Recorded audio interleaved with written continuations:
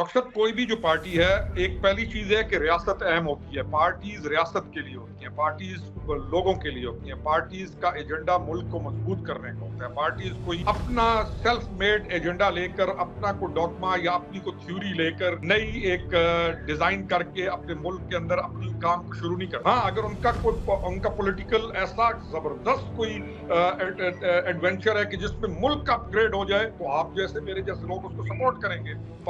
हमारे जैसे लोगों का ये मौका था कि आप एक प्रोग्रेसिव पॉलिटिकल पार्टी, आपके ऊपर लोगों ने उम्मीद समझकर थिंकिंग कि आप बेहतर काम करेंगे, रिफॉर्म्स लाएंगे, जिस काम के लिए आपको वोट दिया गया था 2018 में, आप वो काम करेंगे। और ये जो फ्रिक्शन की सियासत या धरने या लॉन्ग मार्चेस और सम पर्टिकुलर एक खास बंदे को on the top most seat army के अंदर चीफ ऑफ आर्मी स्टाफ लगवाने के लिए आपकी तमाम मूवमेंट हो और आप उसको आजादी मार्च का नाम दें और आप लोगों के बच्चों को निकाल कर रियासत के साथ टकराने के लिए कोई भी मूवमेंट शुरू करें, तो I was against that and I stood against him. That was the main. Cipher का जो एक लहराया गया, एक खत लहराया गया और उसके आप पूरे एग्जैक्ट वर्डिंग सुने जिस दिन वो लहराया गया और जेब में डाला गया, and he said this is with me. अब हम मैं मेरे कहने या आपके कहने को छोड़े, हम ये देखते हैं कि खुद देन व्हाट ही सेड अपने बयानात को कितना और साइफर जो है वो एग्जिस्ट ही नहीं करता।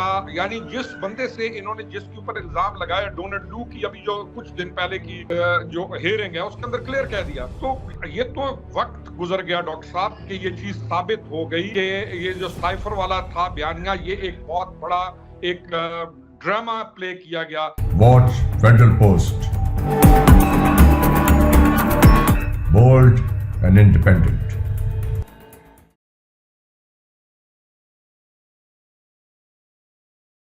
और आप देख रहे हैं फेडरल पोस्ट। मेरे साथ इस वक्त मौजूद हैं जनाब खुर्रम रोकड़ी साहब, मेंबर रहे हैं पीटीआई के, पीटीआई छोड़ के फिर ये शामिल हो गए इस्तेहकाम पाकिस्तान पार्टी में। सीट NA 89 से इलेक्शन लड़ा।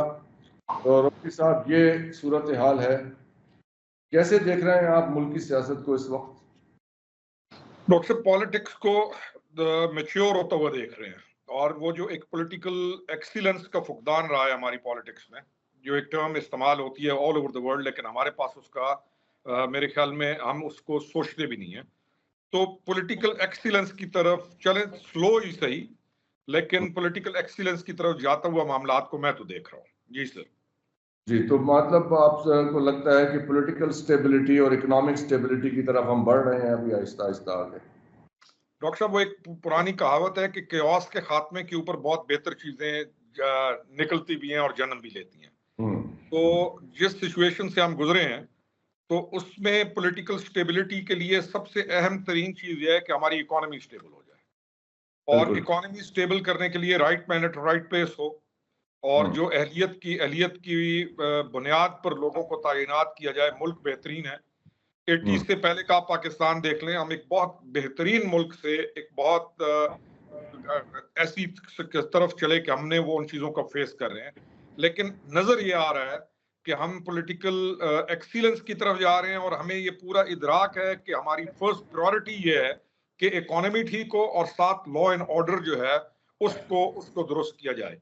तो डायरेक्शन भी है और चल भी पड़े हैं, इंशाल्लाह खैर होगी। डॉक्टर साहब, हमारे मुबस्सरीन जो हैं वो आपकी पार्टी के जो इस वक्त मिनिस्टर हैं निजकारी के, अलीम खान साहब, उनके ऊपर बहुत तनकीद कर रहे हैं कि वो he is property developer, real estate owner हैं, तो उनके वेस्टेड इंटरेस्ट हैं और अभी ये लाहौर की रावी की 1,10,000 एकड़ ज़मीन भी उनको अलॉट कर दी गई है। सो इस किस्म की तनकीद हो रही है। So with all this in view, आपको लगता है कि चीज़ें जो हैं वो are still going in the right direction economy की अगर बात करें तो? डॉक्टर साहब, जो निजकारी है ना, निजकारी का किसी की प्रॉपर्टी या आपके किसी बिजनेस के साथ तो ताल्लुक है नहीं। हाँ, अगर जहां पर वो दोनों चीजें कोलाइड कर जाए तो उस वक्त हम सोचेंगे कि इस चीज के ऊपर क्या नेगेटिव इम्पैक्ट आ रहा है। अब एक आदमी जो अपना बिजनेस कर रहा है और अच्छा बिजनेस कर रहा है, और अगर आपने उस बिजनेस को देखें, एक अलग सतह पर रखें, निजकारी इज टोटली डिफरेंट। आपने जो निजकारी जिन फील्ड्स में करनी है, उसका उस बिजनेस के साथ कोई ताल्लुक नहीं है। तो मैं ये समझता हूँ, मैं पर्सनली ये समझता हूँ कि अलीम खान के अंदर ये कैपेबिलिटी मौजूद है कि वो ये काम कर सकता है। नंबर 2, मैं पर्सनली ये फील करता हूँ कि अलीम खान निजकारी के काम के अंदर कोई पैसा नहीं बनाएगा। निजकारी, Alim Khan is not going to make money. वो अपना उसका जो बिजनेस है, he is doing very well in that. आपको बंदा कौन चाहिए जो काम करते वक्त अपने जाती मफादात को की वजह से अपने जो काम है उसको ना छोड़। दुनिया में अंदर बिजनेसमैन है, तो हर किस्म के पॉलिटिशियंस हैं, हमारी तरह के भी पॉलिटिशियंस हैं, अलीम खान की तरह के हैं। हमने ये देखना है कि जिस सीट पे वो गया है, क्या अलीम खान उस सीट को, उस कैपेबिलिटी के, उसके अंदर एक कैपेबिलिटी है कि उस काम को कर पाएंगे। आई थिंक कि निजकारी वाला जो चैप्टर है, ये इट्स नॉट ओनली कि single handed Aleem Khan is going to do everything. आपका बहुत बड़ा चैप्टर है निजकारी वाला, जो पाकिस्तान का बहुत अरसे से ड्यू था। इसके ऊपर आपकी नजरें होंगी, इसके ऊपर इदारों की नजरें हैं, इसके ऊपर चेक एंड बैलेंस है। और मुझे यकीन है कि अलीम खान इस मुश्किल इम्तिहान में बहुत अच्छे किरदार के तौर पे बाहर आएगा। आप इसको इंशाल्लाह ट्रस्ट कर सकते हैं। I would like to trust everyone actually in the government because as a Pakistani, ये हमारे मुल्क की हुकूमत है, so I would like to trust everyone who is in the government, ideally. लेकिन ये questions arise जब आप वजीर बनने के बाद आपको सरकार की ज़मीन अलॉट हो जाए। अभी ये लाहौर में जो ज़मीन अलॉट हुई है ना, 1,10,000 एकड़, बहुत बड़ा रकबा है। 46 किलोमीटर तो उसका फ्रंट है रावी की। तो आप तो पीटीआई में भी आपने वक्त गुजारा और वहां पे जो कुछ होता रहा वो भी आपके नजरों के सामने ही था यकीनन। इमरान खान साहब से भी इनके इसी मामले के ऊपर, ये रावी की जमीन की अलॉटमेंट के ऊपर डिफरेंसेस हुए थे, और वो वाज देयर समथिंग एल्स? नहीं, इमरान खान तो बेनिफिशियरी है अलीम खान के पर्सनल एहसानात का। जैसे आप मेरे पे कोई पर्सनल एहसान करें तो बेनिफिशियरी है, कोई उसको जमीन अलॉटमेंट का चक्कर नहीं। कैसे एहसानात की? मैं डॉक्टर साहब, मैं आऊंगा टॉपिक पे। मैं ये समझूंगा कि आज का सब्जेक्ट हमारा अलीम खान नहीं है, और अलीम खान का जो बिजनेस है वो नहीं है। अलीम खान के बिजनेस के क्वेश्चंस या अलीम खान के पर्सनल बिजनेस के जो चैप्टर्स हैं, उनके लिए आई वुड रिक्वेस्ट कि डेफिनेटली आप उनको टच करें और उनसे पूछें। लेकिन अगर कोई भी चीज गलत हुई है और रूल्स एंड रेगुलेशंस को तोड़ कर हुई है, या आप समझते हैं कि एक चीज की कीमत थी 10 रुपया और एक आदमी को वो 1 रुपए में दे दी गई है, तो चाहे अलीम खान हो, चाहे मैं हूं, चाहे कोई भी हो, आप क्वेश्चन भी कर सकते हैं और आपका क्वेश्चन जस्टिफाइड होगा उस पर। तो लेकिन अगर मैं एज ए पॉलिटिशियन सोचूं, या जो हमने टाइम इकट्ठा गुजारा हुआ है, तो जिस मिनिस्ट्री पे आपने अलीम खान को तैनात किया है, पाकिस्तान की जिस अहम तरीन मिनिस्ट्री पे, Aleem Khan is going to perform very well. और इवन इन पार्टी, जब अलीम खान पार्टी में था तो हम बेनिफिशियरी नहीं थे, Imran Khan was the beneficiary. और अलीम खान जाने और इमरान खान जाने, और अलीम खान को कभी मैं कहूंगा कि उनको चाहिए कि अपने वो जो एहसानात हैं कभी उनको पब्लिक भी कर दें। जी सर। क्या आपके जरिए हम उनसे भी रिक्वेस्ट करेंगे कि वो हमें वक्त दे दें ताकि हम ये बातें उनसे डायरेक्ट रिक्वेस्ट। मैं डॉक्टर साहब definitely for you I request. तरफ वो पीटीआई वाली स्टोरी सुनाइए, why did you have to part ways with PTI? Doctor साहब, कोई भी जो पार्टी है, एक पहली चीज है कि रियासत अहम होती है। पार्टीज रियासत के लिए होती हैं, पार्टीज लोगों के लिए होती हैं, पार्टीज का एजेंडा मुल्क को मजबूत करने का होता है। पार्टीज कोई अपना सेल्फ मेड एजेंडा लेकर, अपना को डॉगमा या अपनी को थ्योरी लेकर नई एक डिजाइन करके अपने मुल्क के अंदर अपनी काम को शुरू नहीं करती। हाँ, अगर उनका पॉलिटिकल ऐसा जबरदस्त कोई एडवेंचर है कि जिसमें मुल्क अपग्रेड हो जाए, तो आप जैसे मेरे जैसे लोग उसको सपोर्ट करेंगे। मेरा पीटीआई से दूर होने का वक्त आज से पूरा 2 साल पहले का, और मैं उसको बहुत ज्यादा बयान कर चुका हूं, बल्कि कह के अभी तो उसको दिल नहीं करता उस पर बात करने को। हम तो पहली दफा सुन रहे हैं। हमारे जैसे लोगों का ये मौक़िफ़ था कि आप एक प्रोग्रेसिव पॉलिटिकल पार्टी हैं, आपके ऊपर लोगों ने उम्मीद समझकर थिंकिंग कि आप बेहतर काम करेंगे, रिफॉर्म्स लाएंगे, जिस काम के लिए आपको वोट दिया गया था 2018 में, आप वो काम करें।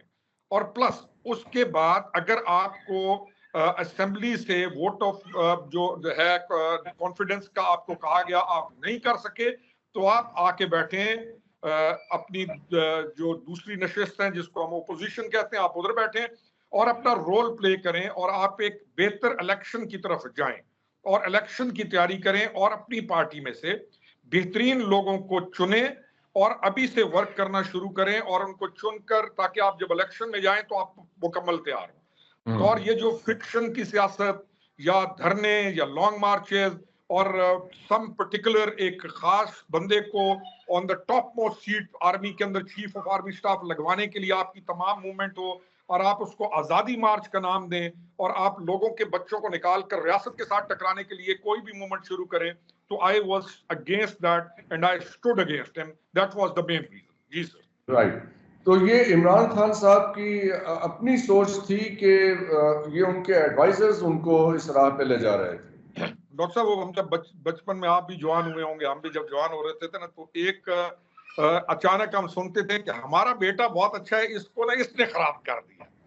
तो चले बचपन में या कोई दोस्तों का तो होता है, क्या होता है ये अल्लाह के, देखिए अल्लाह के रसूल सल्लल्लाहु अलैहि वसल्लम की एक हदीस बहुत मजबूत है कि दोस्त के मजहब पर होता है, लेकिन दोस्त तो आपकी चॉइस है ना, आप किसके पास बैठना चाहते हैं, स्पेशली व्हेन आपके पास सीट भी बहुत बड़ी हो और आप हीरो भी हो, हीरो वर्शिप भी हो रही हो, तो आपकी चॉइस है, क्योंकि दरवाजा आपकी मर्जी से खुलना है। तो सबसे ज्यादा तो वो जहांगीर तरीन साहब और अलीम खान साहब के साथ ही बैठते थे।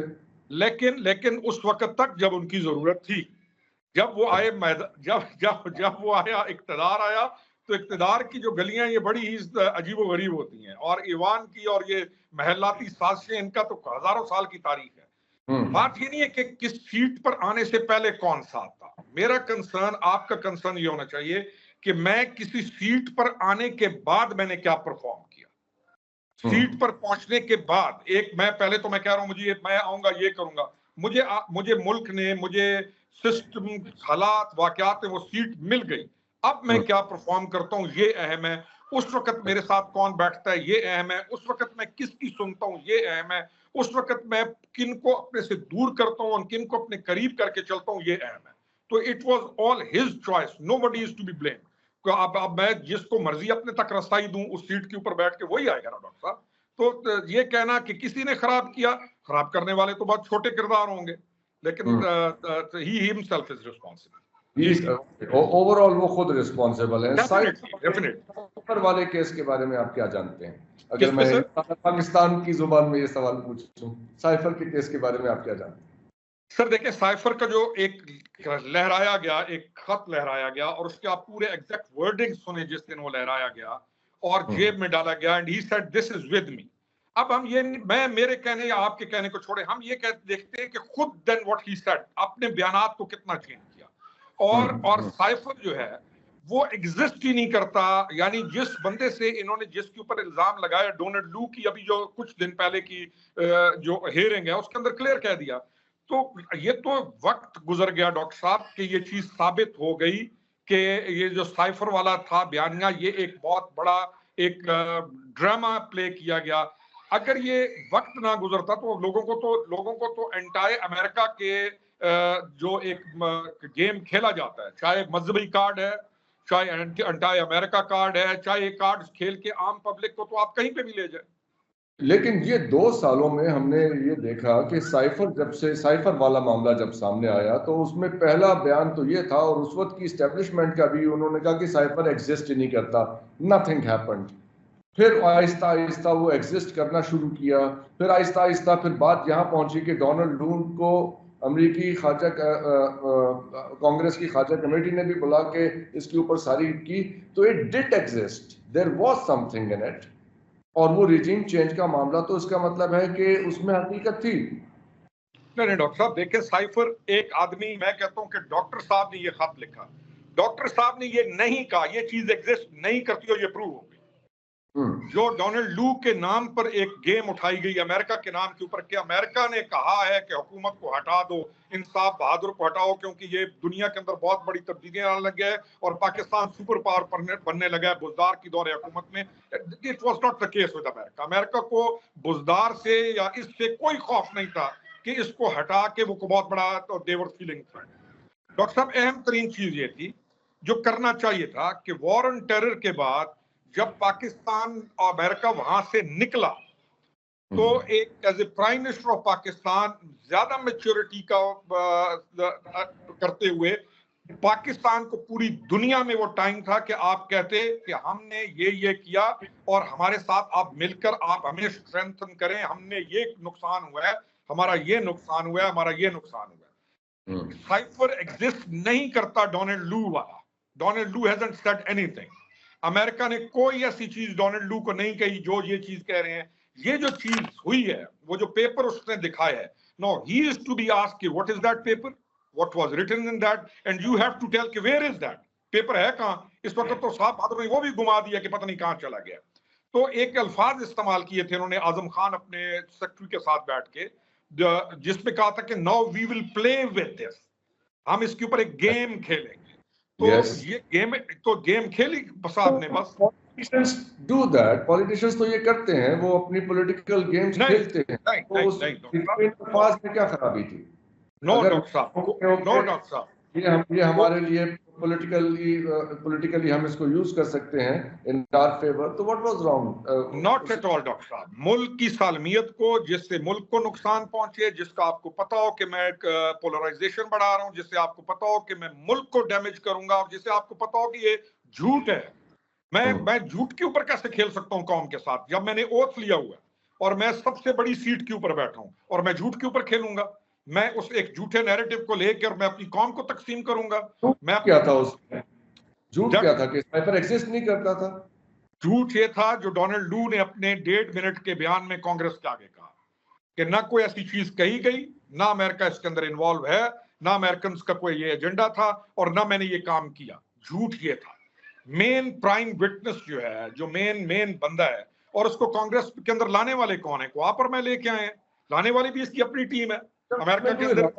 नहीं, जब उसके अंदर कोई ऐसी चीज थी नहीं तो सजा किस बात की दे दी? कौन सा नेशनल सिक्योरिटी?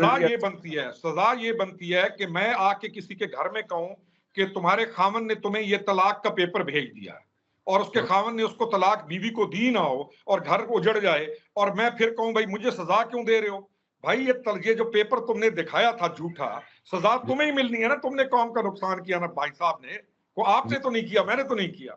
अगर मैं किसी जगह पर भी चला जाऊं और मैं किसी को जाके कहूं कि ये तुम्हारी जमीन जो है तुम्हारे वालिद ने लिख कर दे दी है और ये है, और वालिद भी, और मैं कहूं वालिद फौत हो गया, वालिद भी जिंदा हो, तो मैं सजा का मुस्तहिक हूंगा ना डॉक्टर साहब।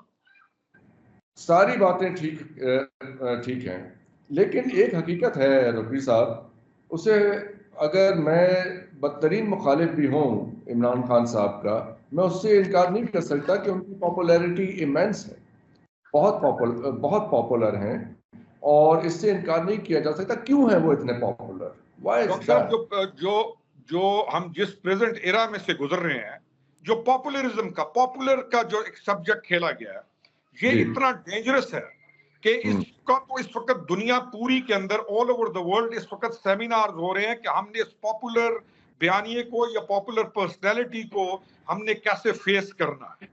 ये तो इस वक्त इसके ऊपर डिस्कशंस चल रही हैं कि एक आदमी अगर पॉपुलर हो गया है तो उस पॉपुलैरिटी का वो फायदा उठाकर क्या डैमेज कर सकता है, सिर्फ अपनी कौम को नहीं, मुल्क पूरे को और पूरी खित्ते को या ऑल ओवर द वर्ल्ड। ये तो एक बड़ा डिबेटेबल चैप्टर है आजकल, जिसके ऊपर तमाम संजीदा लोग सोच रहे हैं कि पॉपुलर बयानियां, पॉपुलर पर्सनैलिटी, हीरो को कैसे डील किया जाएगा। ये एक हमें भी इस पे सोचना चाहिए। जी सर। तो नहीं, इसमें ये अगर इसको इस नजर से देखें कि ये हुब्बे अली नहीं बुग़्ज़े मौविया है, यानी माजरत के साथ मैं ये फ्रेज इस्तेमाल कर रहा हूँ, मुहावरा है, उसमें नवाज शरीफ साहब का पॉलिटिकल रोल और उनका कैरेक्टर इतना टार्निश हो गया, वो खुद को डिफेंड नहीं कर सके पॉलिटिकली और लीगली ऑन वेरियस पॉइंट्स। वो भी वजह बनी इमरान खान साहब की पॉपुलैरिटी की कि वो सब लोग जो है वो उधर चले गए। और ये दूसरी ये हो सकती है रीजन कि the young population that became voters, उनके माइंड कुछ ऐसी बात थी। How do you decipher this whole thing? Doctor साहब, एक पहली चीज तो यह है कि जिस मीडिया पे आप और मैं बात कर रहे हैं, ये बहुत बड़ा टूल है जो कि पिछली हजारों साल की तारीख में नहीं था। ये जो सोशल मीडिया है या इसके ऊपर जो इंटरेक्शन है, दूसरी चीज यह है कि लोग तंग भी आ जाते हैं। आप तुर्की के अंदर देखें कि बावजूद ये कि उस गवर्नमेंट ने बहुत अच्छा काम किया, लेकिन people are now fed up और दे वांट द चेंज। एक पुराना जो पॉलिटिकल राइज कल्चर था डॉक्टर साहब, उसके अंदर मॉडर्निज्म नहीं था। वो एक माने या ना माने, वो एक कल्चर ऐसा था कि उसके अंदर कोई चार्म नहीं था। और पॉपुलेशन हमारी बढ़ी है 80s के बाद, और ये जो पॉपुलेशन बढ़ी है, जो हमारा बच्चा बढ़ा है, या जो इस वक्त 30-40 ईयर्स के बंदे हैं, उनकी ख्वाहिशात उससे पहले वालों की निस्बत ज्यादा थी। उन पॉलिटिकल पार्टीज का काम था कि वो इस चेंजिंग सिनेरियो को, इस चेंजिंग जो तमाम दुनिया के अंदर चेंज आ रही थी, इसको एक्सेप्ट करते और चेंज करते, इवॉल्व करते। तो उनसे गलती ये हुई कि उन्होंने इवॉल्व नहीं किया, और they kept on going on the same pace. He was the person कि इसका एक चार्म था, एक पर्सनालिटी थी, और इसने तमाम वो पॉइंट्स लोगों को बताए जो वाकई एग्जिस्ट करते थे कि ये इश्यूज हैं हमारे। ये नहीं है कि वो इश्यूज नहीं थे, वो इश्यूज एग्जिस्ट करते थे। तो ही पॉइंटेड आउट, या एक पॉइंट आउट भी ठीक किया, एक डॉक्ट्राइन भी लेके आया कि हम ये करेंगे। क्या इस्लाहात की जरूरत नहीं थी? बिल्कुल थी। क्या आपको रिफॉर्म्स की जरूरत थी? आपको आजाद अदलिया की जरूरत थी? आपको इदारों के अंदर मजबूत लोगों की जरूरत थी? आपको right man at right pace की जरूरत थी? आपके अंदर ये तमाम चीजों की आपको जरूरत थी। लेकिन जब आया पावर के अंदर, पावर में आने के बाद जो पहले चीजें अगर कुछ खराब कम थी, तो उनको हमने देखा कि एग्रीवेट हुई। हमने ये देखा कि पोस्टिंग ट्रांसफर्स की भी पैसों के ऊपर बिकने लग गई। हमने ये देखा कि अकरबा परवरी मजीद बढ़ गई है। हमने ये देखा कि अब सितारों की चाल के ऊपर बंदे पोस्ट होंगे। हमने ये देखा कि अब नाम स्टार्ट किससे होगा। तो यानी आपने अगर फ्रेंच प्रेसिडेंट को कॉल किया, मैं एक एग्जांपल आपको देता हूं कि ही सेड, मैं एक एग्जांपल कि मैंने फ्रेंच प्रेसिडेंट से बात करनी है, जिन दिनों के अंदर वो चला हुआ था फ्रांस और पाकिस्तान और एम्बेसीज के अंदर वो जो एहतजाज निकल रहे थे। तो एम्बेसडर ने जब कॉल फ्रेंच प्रेसिडेंट के साथ थ्रू कर दी, एक जो प्रॉपर एक चैनल होता है, तो जब ही वाज टोल्ड के नाउ आपकी प्रेसिडेंट से बात कराई आ रही है, तो ही बैक ऑफ कर गया। और बैक ऑफ क्यों कर गया? क्योंकि एक रिलीजियस या एक तंजीमी जमात जो कि बहुत एक्सट्रीमिस्ट जमात थी, वो उस वक्त प्रोसेशंस और फ्रांस के खिलाफ एक बहुत बड़ा महाज खड़के खड़ी हुई थी। तो उनके डर से इसने कहा मैं बात ही नहीं करता हूं। तो चीजें ये हैं कि मेरा जैसे बंदे का कंसर्न ये है कि आपने जिन चीजों को पॉइंट आउट किया ठीक थी, that's why we supported you. लेकिन when you came in power, did you do the things? क्या आपने उन चीजों को ठीक किया? क्या आपने उन चीजों को बेहतर करने की कोशिश की? या आपने आके उनको एग्रीवेट किया? या आपने आके अपनी कौम को बदतमीजी, बदतहजीबी या ऐसे डिजाइन के अंदर ले गए कि जहां पर बर्दाश्त नहीं खत्म हो गई? ये बात समझना चाहूंगा आपसे, बदतमीजी और बदतहजीबी हम किसे कह रहे हैं? ये बात बहुत हो रही है हमारे यहाँ मीडिया पे कि बदतहजीबी और बदतहजीबी। डॉक्टर साहब, बदतमीजी ये होगी कि आप मुझे देखें और आप मुझे कहें कि तुम तो रीछ की तरह लगते हो, तो मैं कहूंगा कि डॉक्टर साहब मेरी इच्छा हो तो कि आप मुझे मेरे दोस्त हो के कभी तो कह दे तो खैर है, लेकिन publicly on the container at the age of 70 as the prime minister of Pakistan, आपको अल्फाज का चुनाव, आप किसी को नहीं कह सकते कि ओए काले इधर आ, ओए डीजल इधर आ, ओए फलाने इधर आ। वो तो बॉडी शेमिंग है। मैं आपको बताऊं, सॉरी मैं आपकी बात काट रहा हूं। ये 1992 की बात है, ग्वाल लाहौर में या 93 में इलेक्शंस हुए थे। ग्वाल मंडी लाहौर में मियां नवाज शरीफ साहब की रैली जा रही थी, जलसा था, और वहाँ असगर खान साहब के अगेंस्ट ये इलेक्शन लड़े थे। बहुत 90 और 93, अब इतनी पुरानी बात है, आई डोंट एग्जैक्टली रिमेंबर। मैं उस रैली में मौजूद था और वहाँ पे यही इसी किस्म के नारे असगर खान साहब के को भुट्टो साहब ने कहा था एक जलसे में, अगर आपको याद हो, मैं वो लफ्ज नहीं दोहराना चाहता, आलू कहा था। गलत है ना डॉक्टर साहब?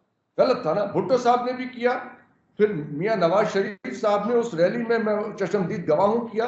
तो अब अगर ये बातें पलट के आ रही हैं तो फिर ये तो ना कहिए कि ये कल्चर इन्होंने। नहीं डॉक्टर साहब, नहीं, गुजारिश ये है कि उस वक्त का कहा सुनेंगे 10 आदमी, तो आपको कहीं याद होगा।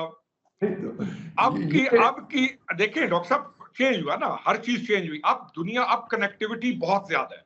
मैं ये कहता हूं कि कहने मैंने पे एतराज है कि इस पे एतराज है कि कितने लोग सुनेंगे।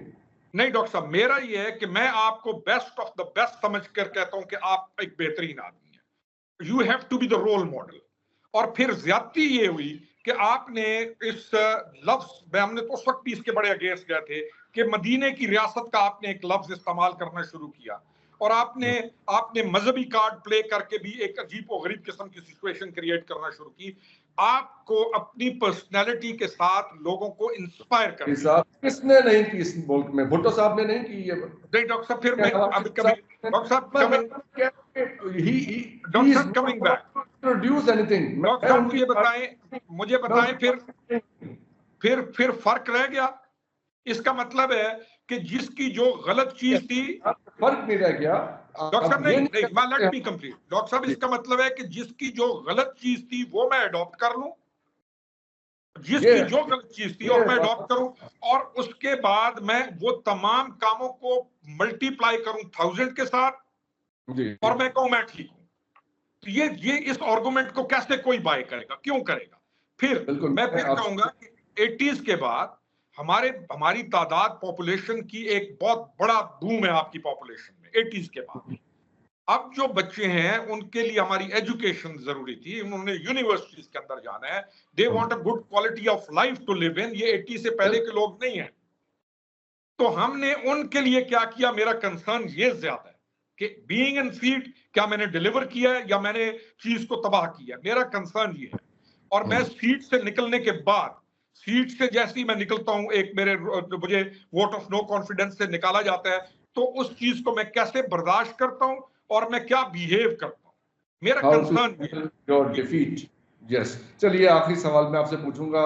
हमने 30 मिनट का वक्त तय किया था, तो जो इस वक्त एक से बहुत संजीदा सूरत हाल है वो ये कि जो 6 जजेस हैं इस्लामाबाद हाई कोर्ट के, उन्होंने सुप्रीम जुडिशल काउंसिल को एक खत लिखा, फिर वो सुप्रीम कोर्ट से होती हुई बात उन्होंने आगे रेफर कर दिया प्राइम मिनिस्टर को, then the chief justice of the supreme court, honourable chief justice, prime minister से उनकी मुलाकात हुई, और अब कुछ ये आज ऐसी खबरें आ रही हैं कि मोअज़्ज़िज़ जज साहिबान को कुछ धमकी आवेज भेजे जा रही है। जरा ये समझाएं, ये व्हाट इज दिस? डॉक्टर साहब, मेरा इसके ऊपर मैं जो अपना मेरा आर्गुमेंट है वो ये है कि क्या 6 के 6 जजेस के घरों में कैमरे लगे हुए थे? कि क्या ये एक जज के लिए 6 जज और साथ आए? क्या ये केस एक जज का है या 6 आदमी are facing the very same thing? Now और अगर ये कहा जाता है कि जी मेरे पे प्रेशर डाला गया, मेरे पे प्रेशर है, अगर ये क्वेश्चन प्रेशर का है, तो being a such a high judicial position, क्या आप प्रेशर को सस्टेन करेंगे या आप प्रेशर को सस्टेन नहीं करेंगे? मैं ये एग्जांपल दूंगा कि क्या एक फौजी बॉर्डर के ऊपर जाकर जब फायरिंग हो तो वो कहे कि जी मैं तो फायरिंग से तंग आ रहा हूँ, डर रहा हूँ, तो क्या वो फौजी बॉर्डर के ऊपर खड़ा हो सकता है कि नहीं खड़ा हो सकता, या वो घर चला जाएगा उस बारूद और धुएं से डर के? क्वेश्चन इज कि ये जजेस का जो केस है, क्या ये 6 का केस है कि 1 का केस है? ये फर्ज वाहिद का इशू है कि 6 का इशू है? इसको देखना बहुत जरूरी है। जब 6 किया तो 6 के 6 का इशू है, साइन तो 6 लोगों ने किया है। नहीं, मैं वही कह रहा हूँ, कर रहे हैं। हाँ, जहां तक मेरा जो पॉइंट है, और आगे खुलेगा भी सही, कि ये 6 का इशू नहीं है। अच्छा, 2 का है, चाहे 1 का निकले या 2 का निकले, जो ये कह रहे हैं। और अगर मैं ये कहता हूं कि मेरे कमरे के अंदर कैमरा लगा हुआ है, मेरे बेडरूम के अंदर, तो मैं उसकी इंक्वायरी के लिए मुझे अपनी सबसे पहले I have to search my house. मैं अपने घर में देखूंगा कि मेरे घर में कौन आया है, मेरे घर में आना कैसे इजी है। तो डॉक्टर साहब, ये तमाम वो चीजें जो इन्वेस्टिगेशन एजेंसी इन्वेस्टिगेट करती है। प्राइम मिनिस्टर को रिफ्यूज नहीं करना चाहिए था, सॉरी क्योंकि we are running out of time, I am just quickly asking the question. Prime minister को रिफ्यूज नहीं करना चाहिए था ये कमीशन बनाने से, क्योंकि ये कमीशन कॉम्पिटेंट अथॉरिटी नहीं था। डॉक्टर साहब, बेहतर था part of a judicial matter. नहीं, डॉक्टर साहब, बेहतर था कमीशन का बनना, क्योंकि उसके अंदर प्रॉपर इंक्वायरी होती। कमीशन को ये अथॉरिटी हासिल होती है कि वो इन्वेस्टिगेट करता है, इन्वेस्टिगेशन एजेंसीज को साथ वो बुला सकता है। वो एक प्रॉपर इंक्वायरी होती है और एक जो रिपोर्ट बनती है उसमें एक एक चीज लिखी जाती है। अब चला गया मामला सुप्रीम कोर्ट ऑफ पाकिस्तान में फुल बेंच में। अब क्वेश्चन ये है कि इंक्वायरी कैसे हो। मैंने इल्जाम लगा दिया कि मेरे घर के अंदर कमरे के अंदर ये है और मुझे प्रेशराइज किया गया। Now who is to inquire? Now inquiry कैसे होगी? ओनस तो उसके ऊपर है जो इल्जाम लगाएगा। अगर मैं आप पे इल्जाम लगाता हूं तो मैं उसका कोई सबूत भी लेके आऊंगा ना। दैट्स द पॉइंट कि इल्जाम वाले इल्जाम लगाने के बाद वो क्या कहेगा कि ये मेरे पास सबूत नहीं है तो फिर केस तो क्लोज हो जाएगा वहां पे। तो वही कह रहा हूं ना कि अब ये चीज खुलेगी कि क्या एक को इशू है कि 6 को है। मैंने जैसे स्टार्ट में कहा कि खत 6 का लिखा हुआ है, 6 बंदों का खत है। तो लेट्स सी हाउ इट आगे जो अनफोल्ड होता है, देखते क्या होता है। परम रोकरी साहब, बहुत बहुत शुक्रिया आपके वक्त का। ये प्रश्न की रह गई है, लेकिन हमने तय किया था कि यहाँ पे हम क्लोज कर लेंगे, तो इंशाल्लाह we will meet again. Thank you very much for today, और आप लोगों के देखने का भी बहुत बहुत शुक्रिया। बहुत शुक्रिया डॉक्टर साहब, थैंक यू वेरी मच। ज्यादा खुदा हाफिज़, पाकिस्तान।